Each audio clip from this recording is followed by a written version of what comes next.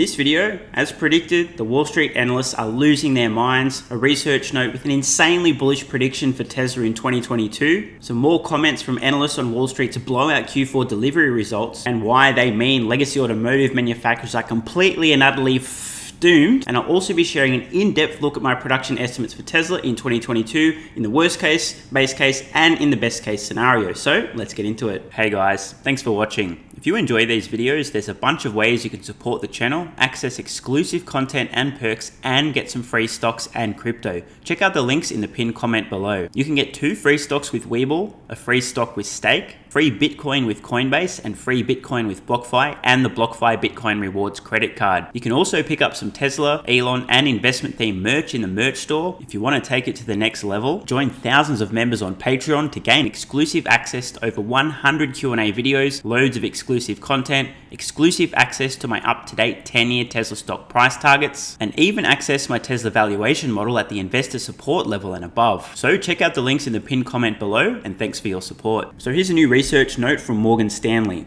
Why Tesla's blowout Q4 deliveries are bearish for legacy automotive. And spoiler alert, before the end of this month, January 2020, Morgan Stanley will, I repeat, will increase their Tesla price target. Just you wait. It seemed like Tesla's extraordinarily strong Q4 delivery beat lifted the broader auto sector, both legacy and startup EVs yesterday, aka the bell curve is real. There are basically 2 auto markets on your screen. To both win, we think this reaction will ultimately prove to be directionally wrong. Why? 1. EV adoption accelerates ICE de-adoption. Translation: the more EVs people are buying, the faster the legacy automotive industry collapses. While we can come up with positive DCF value for emerging EV businesses, we urge investors to consider the degradation of value for the legacy ICE business. Totally agree, I've been banging the drum on this for over 2 years on this channel. People do not understand what's around the corner. People are so fucking dumb it hurts my brain. Some of the legacy automotive stocks are up over 100% in the last 12 months, not on the back of actually doing anything, but on the back of saying that they're going to start making EVs. Meanwhile, investors don't seem to be doing the math here. If they're making EVs, that means that they're not only destroying their ICE business and eviscerating that, eating it from the inside out, they've got to invest enormously as well, and their volumes overall are going to plunge off a cliff. Oh yeah, and they won't be able to make a profit on EVs for years to come until they reach scale. But of course, the stocks still go to the moon. As I said, the bell curve is real. We also caution against assuming that an ICE-dominated OEM can fully offset,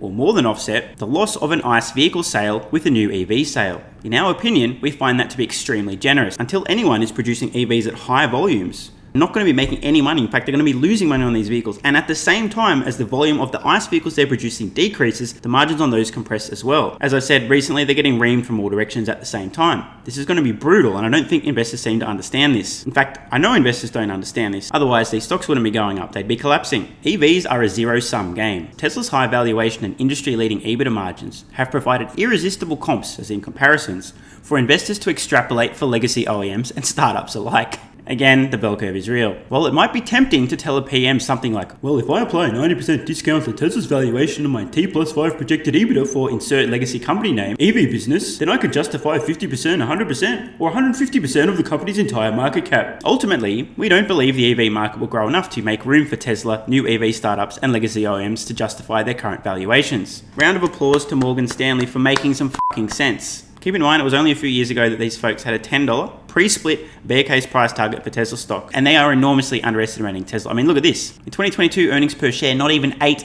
I mean, this is absolutely embarrassing. Worst case, everything goes wrong. This is $12, $13, $14 in EPS. More likely around that $15, $18, maybe even $20 in EPS next year. So I appreciate that Morgan Stanley are saying some things that make sense and I agree with, but they've still got a long fucking way to go. The price of survival in the EV market may require being a smaller, less profitable company. It's not that we're totally bearish on the business of manufacturing EVs, which is probably not going to be a high return business long term, but that the market share and profit margin derived from the EV market may very likely be far lower than the market share and margins enjoyed by auto companies in the ICE market today. Tesla is in pole position to set industrial EV standards. While there is a flood of capital heading towards the EV/battery market, the business is still maturing, a mishmash of subscale technologies and supply chains coagulating in the primordial soup of innovation. God, that was a mouthful. Awaiting mass industrialization. At this stage, we believe Tesla is clearly in the financial, human, cultural, and technological position to drive industrialization across vehicle manufacturing, battery technology, supply chain, EV infrastructure, and other important aspects of the ecosystem, recurring revenue, platform, autonomy, etc. Oh, is that all? By the way, completely agree here. It's worth taking the time to let this sink in. Tesla is leading the way, pioneering, setting the standard on everything that matters relating to EVs and autonomy. While 2022 may be an exciting year of milestones on the path to EV standard setting, investors should have a heightened sense of the risks associated. The risks include capital deployment into battery/EV technology that may have compromised terminal value due to obsolescence risk. We are witnessing the barnstorming era of EVs and batteries. Bottom line, yesterday, Tesla appreciated by 1.2 times the market cap of GM and Ford individually. We struggle with the logic of how taking the leader in EVs and accelerating its market share growth while adding a further 100 billion or so to its valuation is positive for its competitors. The market seems to believe that the shift to EVs will create more winners than losers, and that EVs are a net positive for legacy auto firms. I agree with what Morgan Stanley is saying here, and it just goes to show how many absolutely brain-dead morons are out there buying stocks in the market. It is astonishing. There are a bunch of Titanics, all currently sinking, having already collided with a gigantic iceberg. See, ice because internal combustion engine. It's pretty funny. Yet investors seem completely oblivious to this fact. We wonder when the market will begin to price higher EV adoption as a net negative for auto stocks, i.e. not a positive. Based on the first 2 days of trading in 2022, the market is so far sending a resounding message of, we're brain dead fucking morons. Oh, sorry, I didn't say that right. Oh, not this year. So the summary of this first note from Morgan Stanley is real simple. The bell curve really is real. There are so many morons buying stocks at this point in time, legacy automotive manufacturers, on hopes and dreams, assuming, well, they're going to make EVs now. Tesla's worth a lot, therefore they should be worth a lot too. Let's ignore the fact that they don't know how to make EVs, that when they start ramping up EVs, they're going to be losing colossal amounts of money on each vehicle sold. At the same time, their ICE vehicles collapse. They start losing money on those because the margins contract and eventually become negative. They somehow have to catch up to Tesla. They somehow have to reach scale without going bankrupt. They somehow have to invest tens upon tens of billions of dollars, and their overall volumes are going to fall off a fucking cliff. But we're going to buy the stock because they said they're making EVs. Tesla did it. So let's buy the stock. Now it's time to move on to a truly insane prediction. Another note from Morgan Stanley about Tesla's 2022 and their potential production volumes. Make sure you're sitting down for this. 2 million units possible for 2022? This is real, by the way. This isn't a doctored image. For those of you who don't know, go do some homework, check out what these Muppets think Tesla's going to do in 2025 in terms of vehicle sold. Or 2030, here's a spoiler. Their best case scenario for Tesla in 2030 is about 1/3 of Tesla's own goal of 20 million units. And now they're discussing the possibility of 2 million vehicles being produced in 2022. And stick around because after this, I'll share my own estimates for Tesla production in 2022. The bear case, worst case, everything goes wrong, the base case, and the bull case if everything goes right. Tesla reported Q4 unit deliveries roughly 50% ahead of the consensus, annualizing to over 1.2 million units before contribution from Austin and Berlin, which we ultimately expect to be far larger plants than Fremont and Shanghai, which they will be. 3 key thoughts. 1. It's not just the unit beat, but the favourable economics from reducing the proportion of vehicles coming out of Fremont. While not disclosed by the company, we estimate there to be as high as a 2,000 basis point gross margin differential between Fremont, approximately a 20% gross margin, and Shanghai, approximately 40%. The opening of Berlin and Austin plants offer an opportunity to achieve even higher gross margins, which we expect Tesla to eventually reinvest into product, service and network expansion, and price. All fair points. I don't think the stock market overall is understanding the massive positive impact Berlin and Austin will have on Tesla's margins. Fremont is an absolute clusterfuck. It's extremely inefficient. They bought an old plant. They've done the best with what they've got. Shanghai was the first clean slate design, and the cars are absolute money printers. The same design is now going to be replicated in Berlin and Austin, so stay tuned for that. 2. Beyond unit volume, we expect that the ultimate direction of Tesla shares in 2022 will be driven by the ramp and economics of Giga Berlin and Austin, commercialization of the 4680 structural pack, commercialization of more audacious applications of the GigaPress, and further geographic expansion, i.e. India, Australia. Oh, fuck my life. Maybe a solar factory in Australia. Maybe battery storage if you're lucky.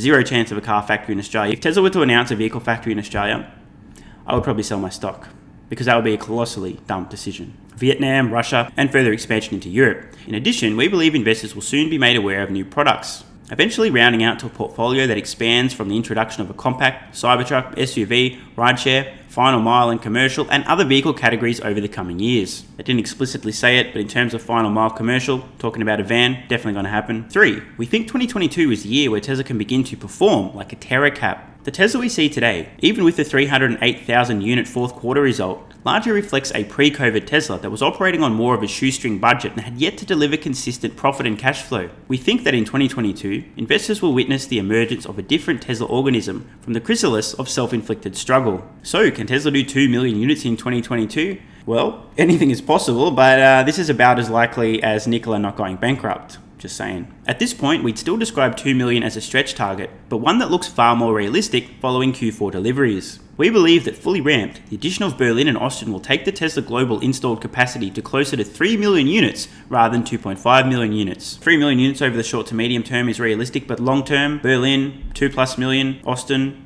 2 to 3 million. We're at 5 million or so between these two, maybe 6. Then you've got another million from Fremont, another million from Shanghai. We're already 7-8 million units just from those factories over the longer term. Keeping in mind that these factories will ramp in stages, 500,000 for the first stage and another half, we're at 1 million, then 1.5, 2, etc. Consider that today the company is annualizing at 1.23 million units. We believe both Berlin and Austin are designed to be significantly higher capacity than either Fremont or Shanghai. They are. However, given continued supply chain issues, we would apply a reasonable degree of caution to the pace of ramp for both new plants this year.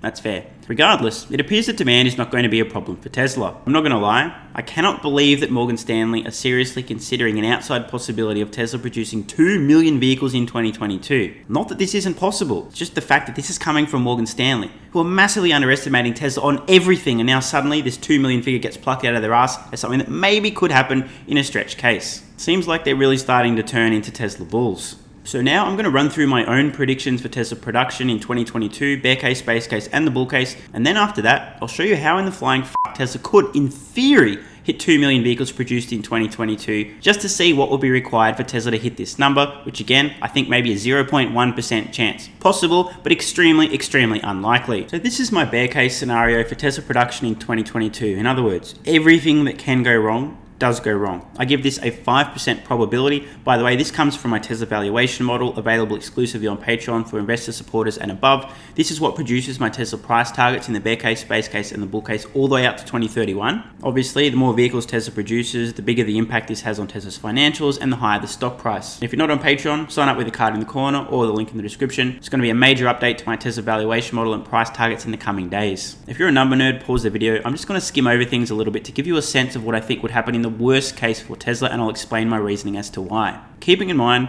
that at this point in time, the morons on Wall Street have a consensus estimate for Tesla deliveries in 2022 of just over 1.3 million units. My bear case is 200,000 vehicles above this, and this is my worst case. So the summary here, we got just over 500,000 vehicles out of Fremont, a little over 700,000 out of Shanghai, Austin and Berlin each 150,000. Just for context, Shanghai produced a little over 150,000 vehicles in its first year, so we have that as a benchmark. My assumption here is that Tesla have learned a few things along the way. So even in the worst case, if there's a few hiccups, they'll probably produce at least as many vehicles in Berlin and Austin in their first 4 years as they did in Shanghai. You can see here over on the right, my Austin numbers by month. These are just really rough. I have a linear ramp here. It's obviously going to be a little bit lumpy, but just for argument's sake, we have about 13,000 in the first quarter, 30,000+ in the second quarter, 45,000 in the third quarter, and about 60,000 in the fourth quarter, just to keep things simple. Down the bottom here, we have the versus Shanghai production output in the first year, showing that Austin and Berlin in this scenario, about 2% less than Shanghai produced in the first year. I think this is a reasonable bear case. I've got Fremont production increasing a mere 16% for the full year versus 2021. Keeping in mind, there was very little Model S or X production at Fremont last year because of the updates.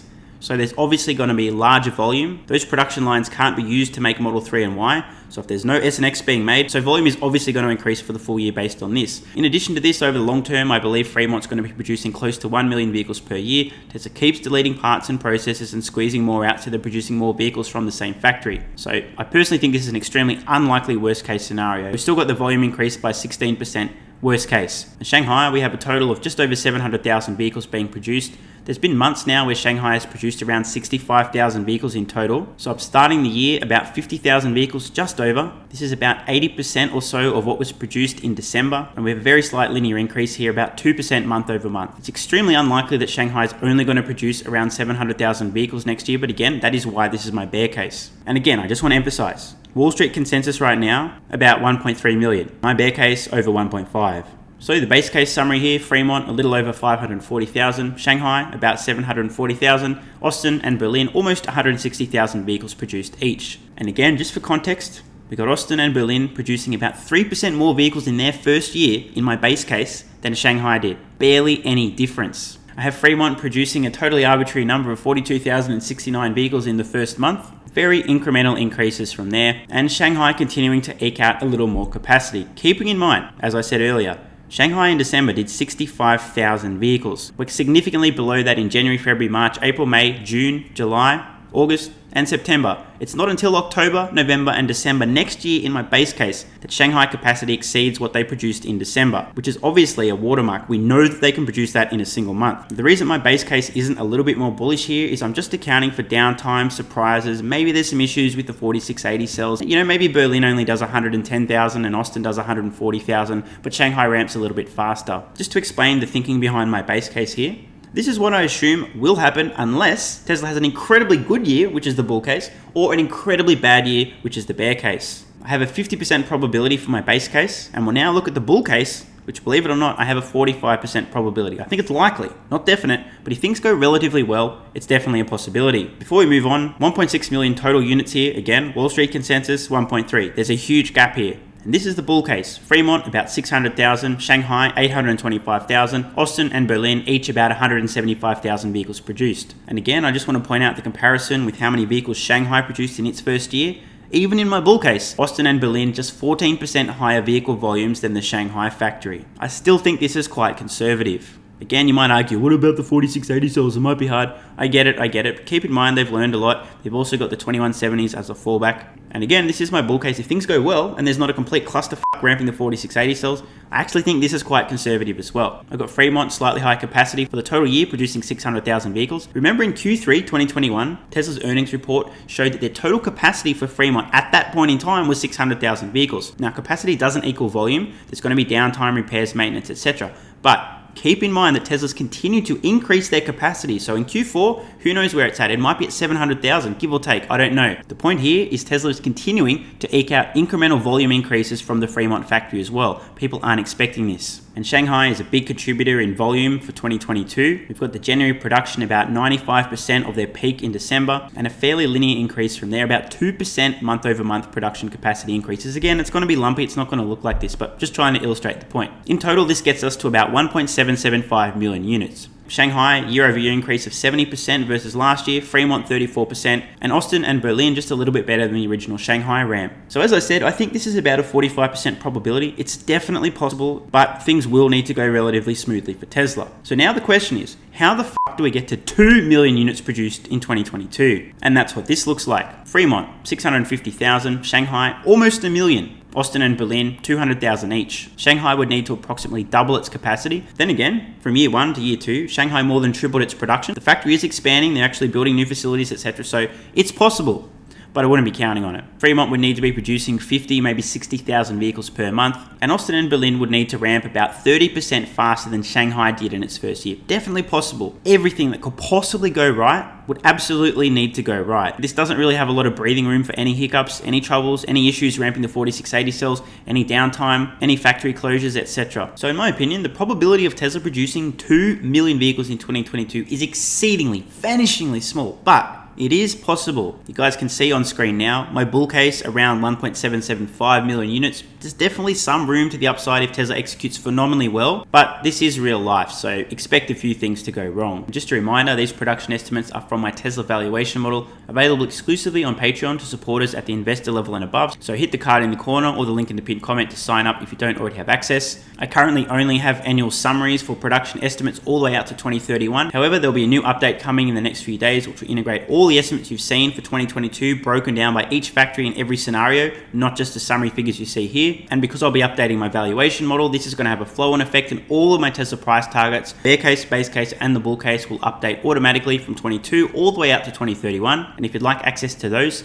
hit the card in the corner or the link in the description to join Patreon. My price targets are available to all Patreon supporters at all levels. And just finally, let me know in the comments below, how many vehicles do you think Tesla will deliver in 2022? I'm Stephen Mark Ryan, this is Solving the Money Problem, and I love you all. Hey guys, thanks for watching. If you enjoy these videos, there's a bunch of ways you can support the channel, access exclusive content and perks, and get some free stocks and crypto. Check out the links in the pinned comment below. You can get 2 free stocks with WeBull, a free stock with Stake, free Bitcoin with Coinbase, and free Bitcoin with BlockFi, and the BlockFi Bitcoin Rewards credit card. You can also pick up some Tesla, Elon, and investment themed merch in the merch store. If you want to take it to the next level, join thousands of members on Patreon to gain exclusive access to over 100 Q&A videos, loads of exclusive content, exclusive access to my up-to-date 10-year Tesla stock price targets, and even access my Tesla valuation model at the investor support level and above. So check out the links in the pinned comment below, and thanks for your support. And if you're still watching, you're awesome. I read every single comment on this channel and I really appreciate your feedback. So if you've got any thoughts on today's video, questions, comments, or suggestions for a new video, let me know in the comments below. Check the cards on screen now to browse the merch store, join Patreon, or watch the next video.